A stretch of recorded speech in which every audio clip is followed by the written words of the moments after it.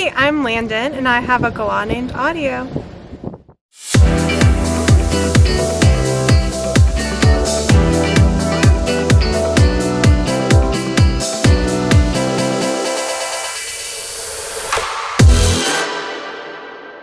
I heard about BirdTricks really primarily through y'all's social media, like lockdown, COVID. I was getting another bird at the time and just looking for any information, and honestly a lot of it was for my kids. It was like fun content to like watch with my kids and my husband, who's not really an animal person. Like he's like, oh yeah, this is like pretty and fun, and just kind of stumbled upon y'all's free flight videos, and I'd seen some of that stuff done at the zoo, and was like, man, I didn't think about this being like a possibility and a lifestyle that I could actually like live, and that became really exciting to me.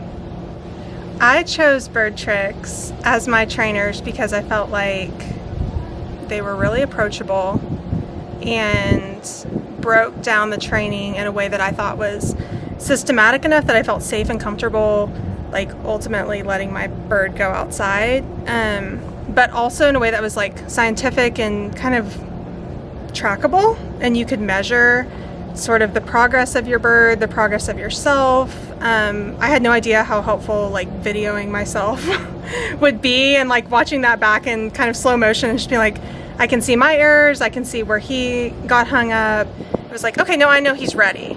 We've made it through all the steps and this is as ready as he's gonna get. Start with just like a real short, simple recall. 1, 2, 3.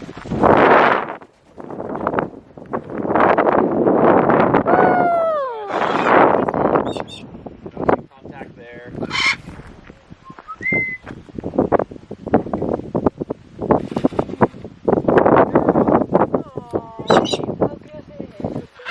Well, that's magical. So just do that.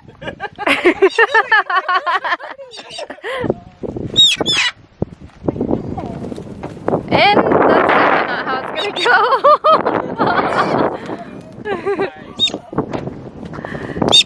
Yay!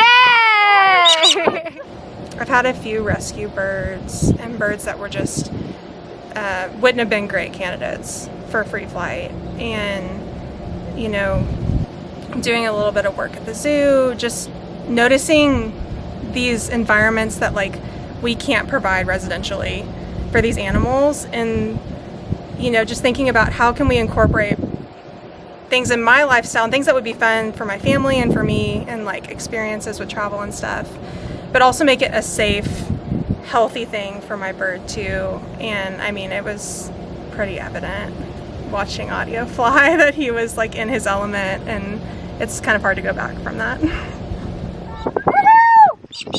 Whoa!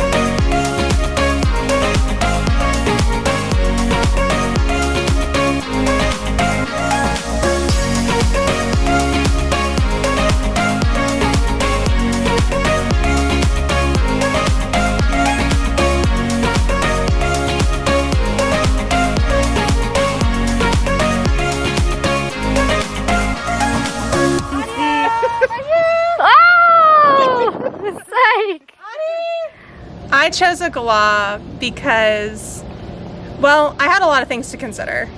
I've had kind of various sizes of parrots. I've worked with various sizes and species of birds. And for me, I needed something like a manageable size that if we were traveling and we have, 5 people in my family, I can also fit this animal in the car and it can come with me. I was interested in just their natural ability for flight and fun flight, and I just felt like they were kind of a pint-sized fun package. I think I really like the challenge. I think it's fun that they're such an emotional nut jobs. The hardest part for me going into free flight, I think, was just getting in the mindset of knowing this bird I'm going to let go outside and train so that it has the best chance for success for me and for the bird, and that we're both set up to just have a fun experience and not something that's, scary or unachievable for either of us. And so I think that's what was kind of a hurdle, just kind of in the initial part of the process. I was really excited about it, but I also just had to kind of reframe, like, I can't go into this like I would my dog, and just expect him to go and be free and be reasonable. So Audio and I were in the free flight program for about 5 weeks from the time I brought him home until our first trip. The Marshall telemetry has been much more reasonable in terms of the weight and size for audio specific species than the Marshall GPS.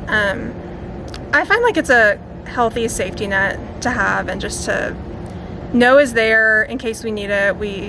I've tried to I honestly have forgotten. It's been on him, which I think is a good thing. But it's really helped push me to try new things and to allow him to do things. And ultimately, like, he was much more successful in areas I might have been uncomfortable had he not had telemetry on. The telemetry has been super easy to get on and off of Audio's tail. It just slides on really easily, and I just kind of hold my hand over and it just kind of pops right out. Jamie and Dave have been awesome. I have felt really comfortable the entire process. I felt pushed in like a really healthy way to overcome just like some personal fears that I've had, but also they have been very keenly aware and focused on Audio's development, and even just like focused on things and aspects of my training as we've gone through the free flight trip, and just helping me push a little bit further. And it hasn't even felt like I'm being like closely monitored under a microscope even. Like, it's felt natural and healthy in the way that they've approached just inclusion and friendship as they've like helped me help Audio. From the start of the trip, we did a few A to B flights kind of after his initial little mini exploratory flight, and just sort of noticed he started landing on the ground, and that's totally within like a healthy parameter for his species and a natural behavior, but something that was a little frustrating and like needed to be worked through, because I was a little nervous that would become problematic as the intensity of the terrain kind of increased, that he might find the ground more reinforcing than landing on me. At one point I dropped a few pine nuts, and so that even made the ground more reinforcing. And so he's like, I love it here, and there's food, this is great. We did sort of work through that. There was a second location that sort of started happening again.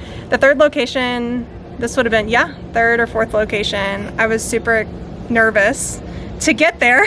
The hike was a little more than I had expected, and turns out Audio loves heights way more than me. And it was actually, I was so glad for the extra push to like come on up, and just even just like the care and concern Jamie and Dave had in terms of like helping me get there and making me feel safe and telling me I can take an alternate way back, and just all of the things. At one point today we worked through just like starting on the ground and like coming up and finishing a flight that way, and I feel like he ended the day on just like a really high note, soaring through the sky and not even attempting to land on the ground. My experience today at Backside was probably my favorite in terms of comfortability of environment for me, but also just the things I got to see him do and the way that he just like explored down, and jinked and turned upside down and was just cheating around and, flocking with other birds. Like, that to me was really magical, and something that I was like, if you would fly for 5 hours today, I would totally do this all day long. that was probably my favorite moment. Yeah.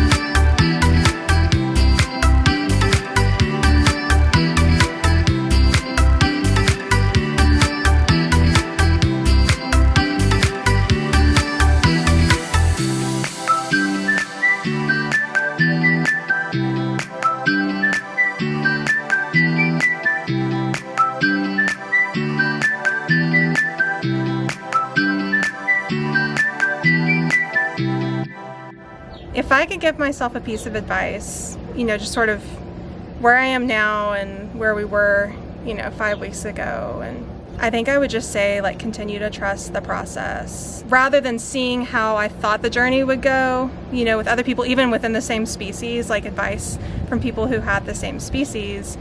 It was really good to just like surrender to, like, this is the bird I have.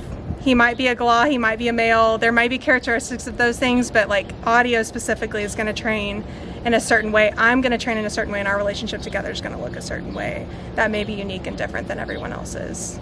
Anyone who has a parrot and is considering free flight, I would say just certainly proceed thoughtfully in that, and just kind of lean into the fact that it is scary and there are moments of uncertainty, and that your free flight journey doesn't have to look like everybody else's, and it doesn't have to look a certain way, but it can be really special. There's really nothing that I've had parrots, I've had a toucan, I've, you know, worked with all sorts of species of birds, and there was nothing that compared to like releasing a bird who could easily leave and chooses to come back and chooses to play in the wind and enjoy brand new birds that it's around. Like that, to me, it selfishly is the reason I would say go for it, but also just, I mean, it's going to be very difficult to ever see that bird inside a cage again. You know, like it's going to be so difficult to have to wait to fly again, even a day, like just after watching the joy